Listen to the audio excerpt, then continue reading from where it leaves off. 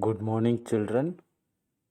This is the sixth video of the chapter Development from Economics for class 10th. In this video, I am going to teach about the importance of public facilities. In the last video, we have learned how important income and other criteria for a state or a country to be developed with table 1.3 and 1.4. Now in this slide, I am going to explain about the public facilities which are also very important for a person, a society, a state or a country to develop. If citizens are not healthy and fit and work together collectively, we may not think of development. So, for development, we need to be healthy because already we have learned to calculate the per capita income, population, and their income. Both are very important. So, we need to keep ourselves fit. For this, we need adequate facilities. Facilities like proper education system, health organizations, proper and good hospitals, public facilities, good infrastructure, and proper diet, etc. When population is fit and healthy, a country's development is sure. In this video, I will teach you how to calculate BMI, body mass index we call it, hoping that it will help you to find your fitness and remain healthy. Here I go. Let us understand this topic with an example. When parents want their child to be educated in a school, they start inquiring about the school's publicity and the facilities that the school would provide to the child. Because every parents and teachers focus on the all-round development of the child. When we speak about all-round development, what we normally expect is good, loving and caring environment, good teaching faculties, good management, good ground, good classrooms, good result, good infrastructures, that means good facilities, etc. If all these are found, then only a parent thinks to admit his or her child in that school. Which means, if a child to be educated, we expect a school management to establish all kinds of facilities in the school. This cannot happen with one person's service, but it can happen collectively. Actually, for many of the important things in life, the best way is to provide the goods and services collectively. The important things in our life is to provide the goods and services collectively. When we provide goods and services collectively, there is a way for a progress, for development, for an improvement in a lifestyle. So, for development, government and society should provide adequate facilities also along with the income and other criterias. In the last slide, we have compared three states' income and other criteria. Kerala has a low infant mortality rate because it has adequate provision of basic health and educational facilities. Similarly, in some states, the public distribution system, we call it PDS. In the last year, we have studied about what PDS, public distribution system, and the function of it. In some of the states, PDS system functions well.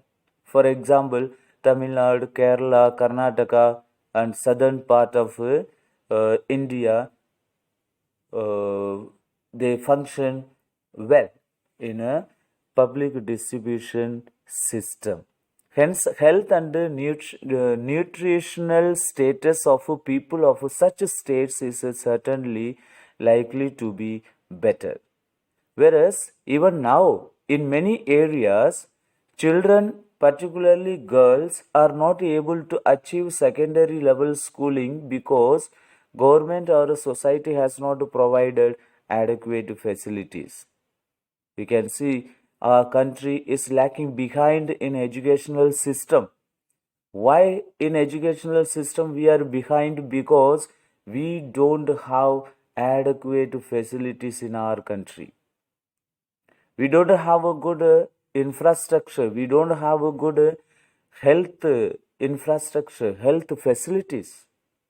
And when we don't have health facilities, we are lacking behind, or our people are having very poor health condition. Since we have a poor health condition, we are not able to develop ourselves. We are not able to develop our country. We are not able to help the society with our income. We are not able to help the country with our income or other criterias. So, public facilities are very important in a development. So, do this activity in your book that is given on page number 12. It is based on educational achievement of rural population of Uttar Pradesh. You can do this in the book itself. Activity 3 is given on page number 13 about BMI. It is simply body mass index. What is body mass index? It is the calculation of your height and weight and how you are fit. So, for example, take the weight of the person in kg. Then we'll have to take the height of the person in meters. If you are taking in centimeter, because height of the person is measured in a centimeter, but you have to change that centimeter into meter. Divide the weight by the square of the height. That is, if height is 2 meter, then it has to be multiplied 2 into 2. That is the square of the height. If the figure is less than 18.5, then the person would be considered undernourished. Between 18.5 to 25, then the person is considered to be normal weight. So that means we should have the point between 18.5 to 25. Then only we can be called as a fit person. If BMI is more than 25, then a person is overweight. So let us know what is exactly BMI. BMI is a body mass index. BMI is a screening tool that can indicate whether a person is underweight or if they have a healthy weight, excess weight, or obesity. If a person's BMI is outside of the healthy range, their health risks may increase significantly. BMI has a long standing history as the go to measure for obesity, and as such, years of research have proven that BMI provides insight into health risks associated with being overweight or obese. High BMI values strongly correlate to an increased risk of coronary heart disease, type 2 diabetes, and hypertensions, etc. So, in order to know the sicknesses of a person, we usually go for a BMI, body mass index. So, with this, we can find out a person is fit or not, or we with the points we can, or the doctors will know that a person is facing which type of sickness. So the point makes sure that a person is having different type of sicknesses, and it helps doctors to find proper treatment for the sickness or the person who is suffering with. So that is why this BMI is done, and it is very important to find out in our life, in our home also. So, how to do it? How to calculate BMI? Let us practice. Take the example of a person's weight 70 kg, and the height of that person is 165 centimeter, which is equal to 1.65 meter. The formula for BMI is weight, that is in kg, upon height, that is in a meter square. So a person's weight is 70 kg and the height is 1.65 meter square, and that is calculated 70 upon 1.65 into 1.65 is equal to 25.71. So that means a person is crossing the normal weight point. That is, normal weight point is only 25, but it is 25.71. So that means a person is crossing the normal weight, but it will not affect the person much. So do practice this. Homework will be calculate BMI of all your family members and compare who is overweight, normal weight, and undernourished. That means who need more care, and care for each other with the public facilities provided to you all in the families at home. So how to calculate BMI? You can download one app from your mobile, and in the mobile itself you can find out the video of that is played here. घर पे सभी सदस्यों का body mass calculate करने के लिए आप ये एक मोबाइल ऐप डाउनलोड कर सकते हैं. BMI, that is body mass index. This app is used by doctors mostly. So why it is very important to know their weight and height, and the doctors will find out the sickness according to this body mass. So for example, if a person's body mass may be, that is height may be 100, if height is 162, for example 162 the height, and the weight is of 70. You can see the BMI is appearing here 26.7. So that means 26.7 is here lying between 25 to 30. So 25 to 30, that means you are in the stage of overweight. So that means according to your height, that means 1.62 meter or 162 centimeter, your weight is supposed to be 57.1 kg only.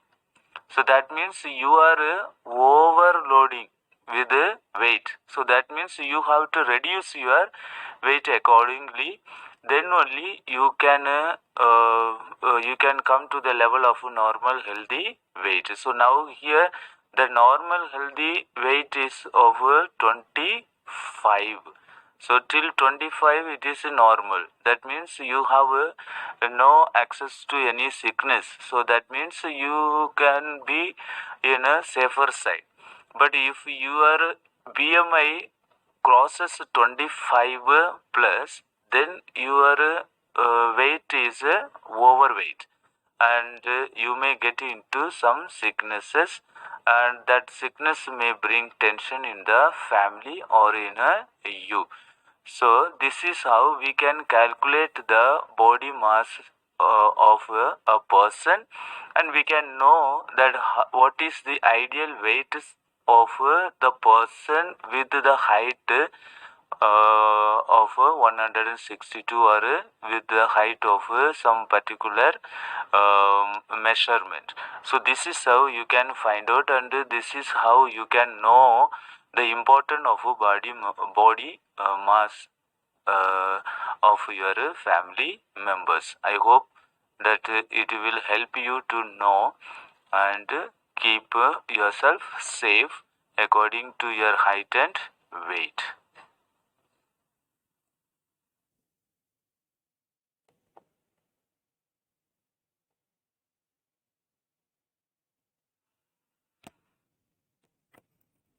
Then another report that was brought by Human Development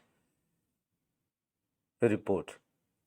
Once it is realized that even though the level of income is important, yet it is an inadequate measure of the level of development. So, the Human Development Report begin to think of other criterion. There could be a long list of such criterion, but then it would not be so useful. What we need is a small number of the most important things. Health and education indicators, such as the ones we used in a comparison of Kerala and Maharashtra, are among them. Over the past decade or so, health and education indicators have come to be widely used along with income as a measure of development. For instance, Human Development Report published by UNDP compares countries based on the educational levels of the people, their health status, and per capita income. It would be interesting to look at certain relevant data regarding India and its neighbors from Human Development Report 2014, that is given in this table. You can see table 1.6, some data regarding India and its neighbors for 2013. You can see the countries names are given here: Sri Lanka, India, Myanmar, Pakistan, Nepal, Bangladesh. So the gross national income (GNI) is, that is per capita. So you can see that 92.50, and these are measured in dollars. Already we have studied. And life expectancy at birth. Life expectancy at birth. That means when a child is born, they expect the life age. So that means that is what the life expectancy at birth. Life expectancy at birth denotes, as the name suggests, average expected length of life of a person at the time of birth. That is the life expectancy. You can compare our country with Pakistan, Nepal, Bangladesh, Sri Lanka.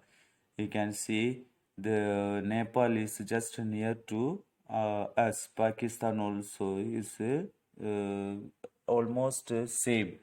You can see that 66.6 and 66.4 India's, and Nepal is also very near, that is 68.4 is the life expectancy at birth in Nepal. And again you can see the literacy rate for 15 plus years population that was calculated in 2002 to 12. You can see India's literacy rate for 15 plus years 62.8, whereas Sri Lanka with less population and less um, per capita income, with more per capita income, their literacy rate is more 91.2, but whereas India is with 62.8 only. You can see that. Then HDI rank in the world, how in the world we are in the position of 135. Per capita income is calculated in dollars for all countries so that it can be compared. So it is also done in a way so that every dollar would buy the same amount of goods and services in a